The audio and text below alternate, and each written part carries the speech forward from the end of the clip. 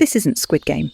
I came across this painting while researching my next topic, and unlike the others, it remains a mystery, so rather than explain it right away, I'll share how I approached it.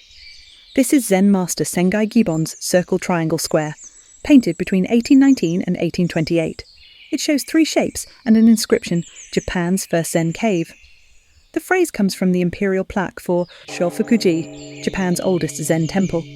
Sengai later became its head monk, which makes his use of those words deeply personal. The work has countless interpretations. D.T. Suzuki called it the universe, the circle as infinity, the triangle as the birth of all forms, and the square as the world they become. Others link it to the 3 stages of practice, body, speech and mind, or to the Buddhist elements of earth, fire and sky. Some see it as harmony among Confucianism, Buddhism and Shinto, or as echoes of Japan's symbolic triads like the 3 lucky gods. These shapes also reappear elsewhere with entirely different meanings. In Kyoto's Maru Sankaku Shikaku Garden, on the PlayStation controller, in Squid Game, and in Lectorium Rosicrucianum. Yet none of these interpretations feels final, so it's best to return to Sengai himself. Born into a poor farming family, he trained in the Rinzai order and became widely respected. Though offered the highest clerical rank, he declined it, choosing a humble life among townspeople, teaching through humour and painting. After retiring, he continued to paint until his death, seeking a state of freedom beyond formal Zen.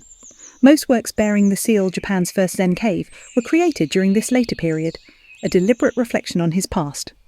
This piece also appears to have been painted in reverse. Calligraphy painting usually flows from right to left, but here the direction is inverted. Such reversals, seen in other works too, suggest the importance of viewing the world from the opposite side. The Rinzai school often uses riddles to spark Zen enlightenment, and this painting does the same. To understand it, we must look beyond concepts and history. I see in it a Zen master urging us to return to the origin and look in reverse. Before Zen had a name, before practice became doctrine. In other words, instead of trying to understand him, perhaps we should try to understand ourselves. Are we seeing through the eyes of a scholar, a practitioner, a hobbyist? Would we be just as curious if an unknown peasant had painted this? And if we let go of all those identities, what remains? What do you see in these 3 shapes?